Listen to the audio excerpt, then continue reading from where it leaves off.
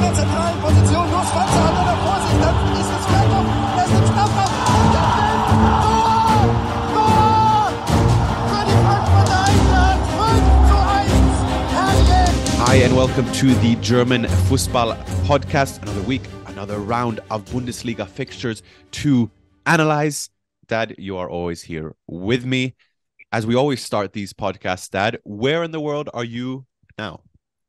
I am in Norway because Mondays is my going to the office kind of day. If I'm not in England. And this weekend I was working in the studio and people ask me, what's better, to be in the studio or be on the road?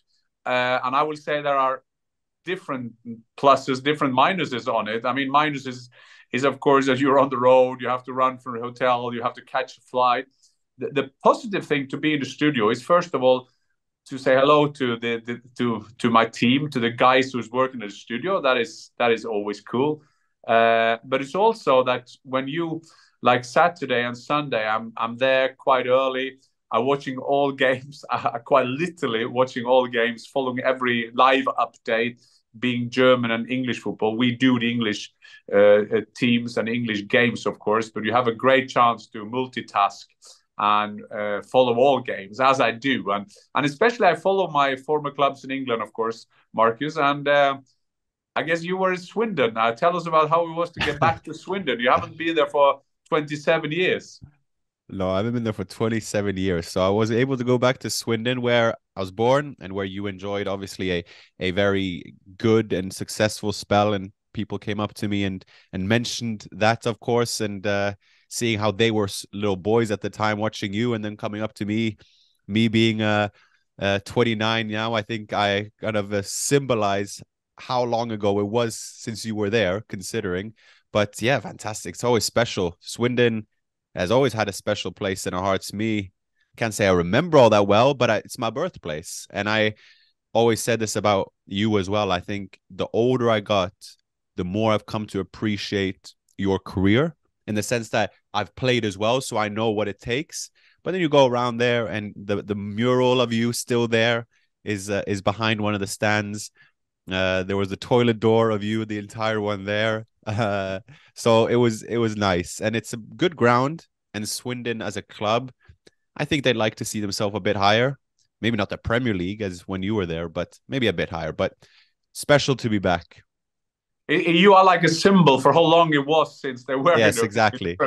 So when they see you and thinking that you were born in the middle of that season, I was struggling at the beginning at Swindon, and then you were born the 12th of January 1994, and a week so after. So the story goes. Yeah, so you are the lucky mascot for me, and I was sad to see them losing in the 96 minutes against Carlisle, of course, but hopefully they will do better. Yeah, Jody Morris, Frank Lampard's assistant, and who also played in the Premier League. But it's crazy. If you were about to leave at Swindon at the time, and who knows what kind of career would have followed, you were obviously going to go back on loan to Lillestrøm in Norway to hold on to your place for the head of the World Cup in '94. And then what follows is 4 more years in England and then Germany, Dad. So who knows? Without that Swindon time, we would have maybe seen you at Eintracht, the Bundesliga. It's funny how life coincidences where they lead us. Small margins coming from Rapid Vienna, as I did, and the assistant manager then was the Celtic legend David Hay, which was my coach at Lillestrøm in Norway before I went to Rapid Vienna. So as you're saying, it's a lot of coincidences, but still the good thing about things is that we can push our luck ourselves. We just have to work hard, as you do, as I do, as most people do. Sorry, and that's what we have to do. And as they do in Germany, Markus, to do as they do. Them. I guess before we go into the round, you've been in the studio in Norway, but also in German studio, Austrian studio. You've been able to see a dominant Bayern display against Paris Saint-Germain, which was really a test of where they're at it as a club. The Bundesliga is the least of expectations for them to win, but really to manifest themselves as one of the top teams, if not the best team in Europe. They beat the likes of a PSG dominantly, absolute in control, look like the old Bayern. And then we look at a shaky start against Augsburg, 1-0 down after 2 minutes, but again, go on to win that comfortably. What is your thoughts of where Bayern are at now? And we're looking at in the studio of Bayern, how they compare, because my theory is when they're in the Bundesliga, it's like, okay, it's the least expectations, but when they're in the Champions League, they have something to prove more so. Yeah, and I think that Joshua Kimmich made it right after the PSG game. He came out and said, I don't do any interviews tonight. I will wait till we beat Augsburg because all our concentration got to be on Augsburg. But the fact is, I mean, yes, we can all hope for exciting Bundesliga. Maybe this year be more exciting than we thought it would be. Hopefully, we can stay like this till May when the decision going to be made. But I think the fact is, when you saw the players that Bayern brought on against PSG, they brought on Leroy Sané, they put on Mané, they put on Cancelo, and they put on Gnabry. Cancelo doing assist, Gnabry scoring, being a lot of criticism around him. I mean, it's all depends on the draws, because you can end up in the quarterfinals to have the best team playing each other. Now is everything open. You can meet any team. But I think that Bayern with a wide squad, a broad squad, got to be one of the favorites there, because as you are saying, there's something about the culture in Bayern. It's also to win football games is also quite good habit, as we see with Arsenal at the moment. I mean, when Arsenal are winning 2 games where they are behind, being Bournemouth or being Aston Villa away, and then again yesterday in Fulham, very solid performance, so you get a habit of winning football games. That is one of the greatest habits you can have. So Bayern Munich, based on the top level they have, PSG did okay in the first half, but in 4 halves, they played against this Star Wars of team, Star Ensemble of Paris. They were much, much better. And I think that makes them quite confident that they can go far also in the Champions League. And on the topic of a Cancelo, there's been a bit of question marks around regarding whether he should be starting more, and then Bayern playing into a back 3, and whether he was suitable there because of his defensive weaknesses, if you may, versus a Stanisic, who's an academy graduate, but also more so a center back in that sense. What is there to make of Cancelo's situation? Because this last couple of games, he's had a real impact. Absolutely, and I think that Pep always says that people who doesn't want to stay here, people who are frustrated, they just have to go. That is a kind of his system. And then when he went to Bayern, he was celebrated as Salahamidzic getting a superstar in. And then people will ask themselves, why isn't he playing in the big games? He didn't play from the start in the starting 11 against Bayern at home. And Nagelsmann will say that is down to that they played 3 at the back, and he doesn't feel that he can be one of them. But there is a lot of things that could talk you into that, saying good or bad. The fact is that Cancelo is a great football player, and he will be, like you would say, he will be decisive. And I think that the flexibility Julian Nagelsmann has, playing 4 at the back, playing 3 at the back, will make him play. You remember back in the days when Pep was doing very well, Cancelo was very decisive for them, because he always went into midfield, nearly playing as a number 6 in there. So I think that Cancelo will be a very important player for them coming now at the end of the season. And I always repeat the Jupp Heynckes, their former coach, always said, for the big clubs, it's all about March, April, and May. And that's the kind of time we are going into now. I think that Manchester City will say the same in England. So the big clubs, they know where it's going to. I mean, and especially Real Madrid, who you also tend the rest of this, they just start going in those kind of months. So I guess Julian Nagelsmann, inexperienced coach, but still has had to learn quick how we're going to keep the whole squad happy, do 3 or 4 rotations or rotate players and get them going. And Pavard, of all people, and I just have to say a bit about Pavard. Pavard scored 2 goals. This was a player around Christmas. He was on his way out. Now he's got 2s. Is very central, great body language, leader on the pitch. So I guess now it's more likely that he will extend his contract at Bayern Munich because he knows what he has. And I think every player that plays for Bayern Munich, they're very happy to be there because it's a very professional club. They are still a familiar club, kind of family club. And so I think he'll be happy to be there. If we look ahead then to Bayern's competitors in this, we call it title race, as we have one still in March, as we look ahead to also March, April, and May, like you say, which are the decisive months. We had the Revierderby, and it didn't disappoint in the sense that we had a Revierderby in front of fans for the first time since 2019. Schalke has been down, COVID's hit, and Schalke has been in a good run of form. They have kept clean sheets. They've been starting to win. Dortmund suffered their first loss away to Chelsea, but even still started the year tremendously. What is there to say of the Revierderby, Dad?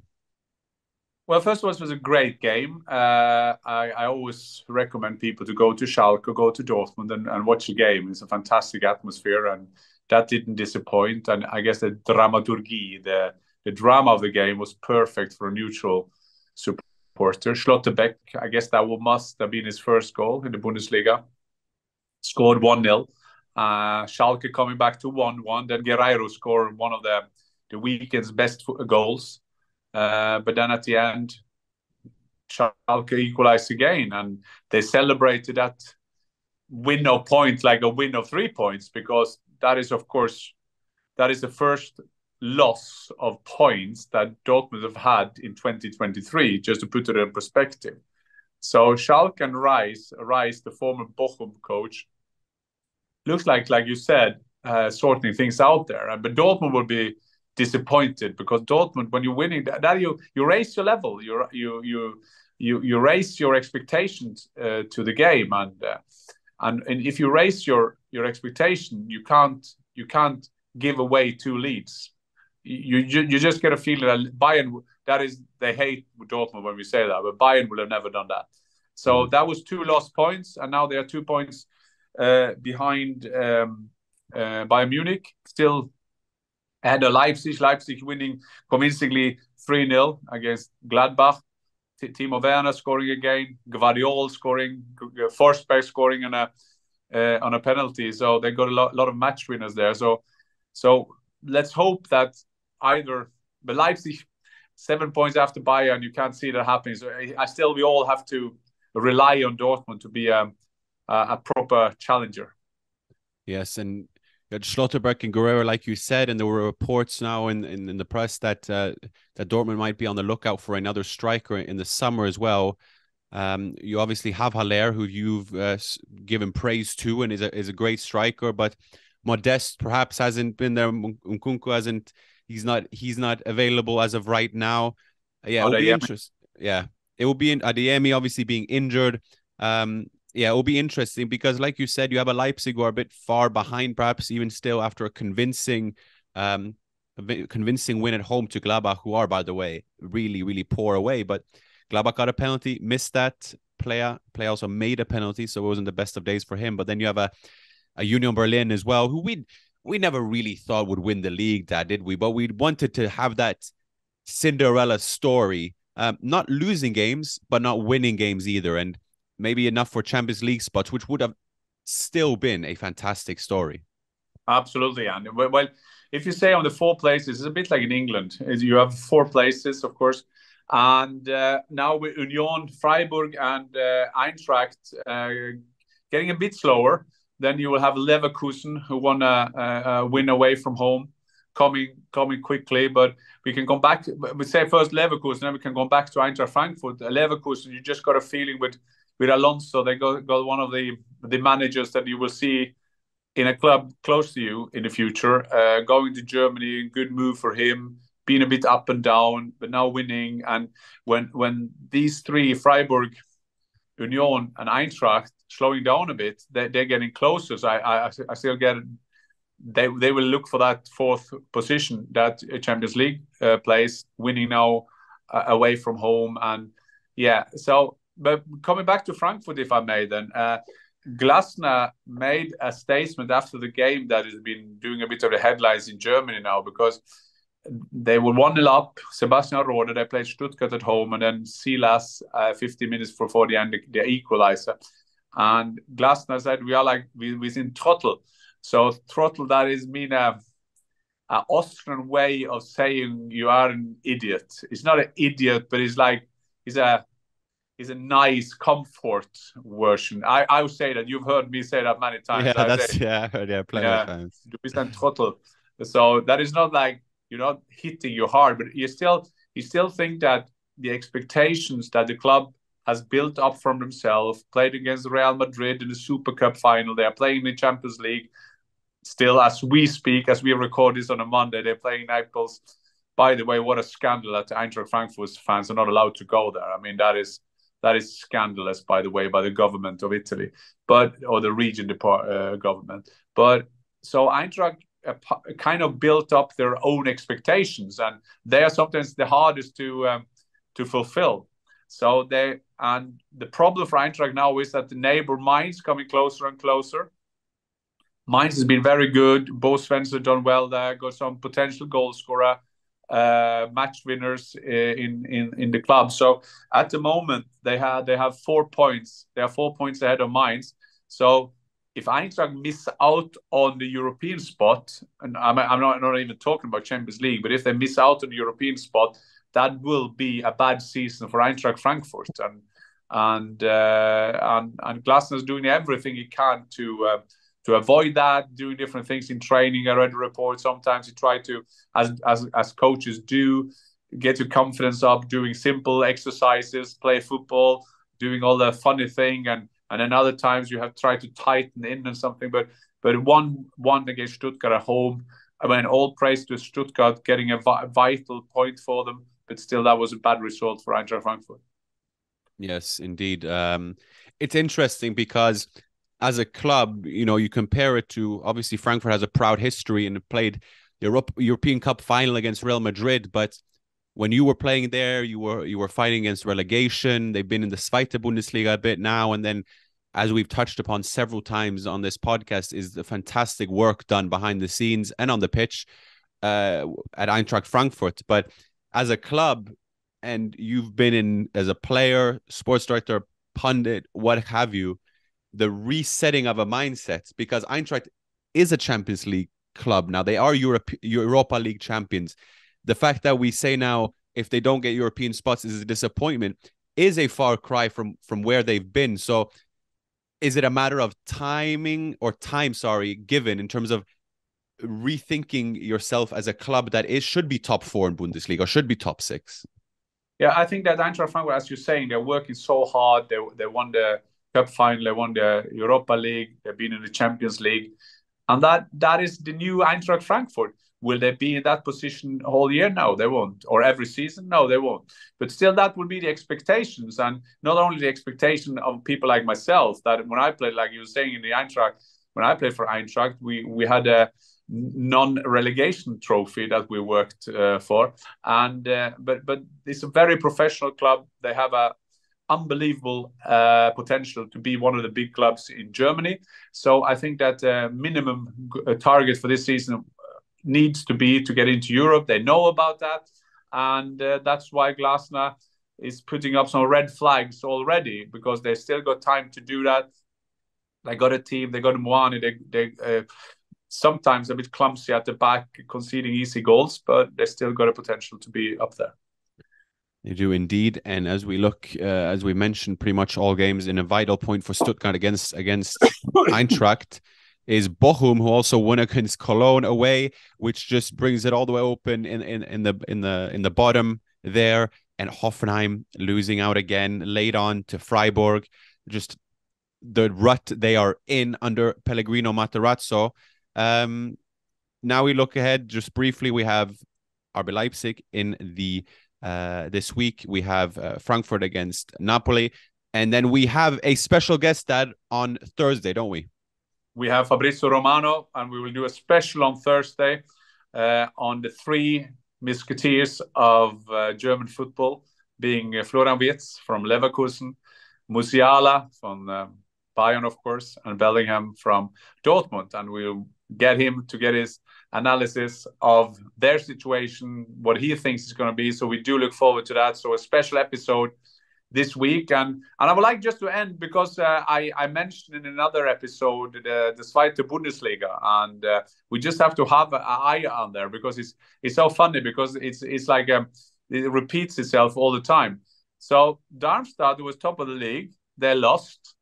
Hamburger Sportsverein, where Karlsruhe, all the chances in the world, they could win and they'll be top of the league. And they lost 4-2. Of course they did. That is Hamburg Sportsverein. It's hard to get out of the Zweite Liga. So very happy, very satisfying to get Fabrizio on Thursday. But I think it was the right thing to end with the Zweite Liga, where Hamburger Sportsverein, one of the biggest clubs of Germany, are so struggling to get out of that league.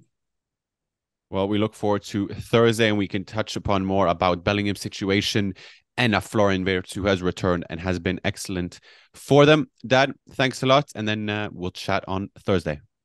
Auf Wiedersehen.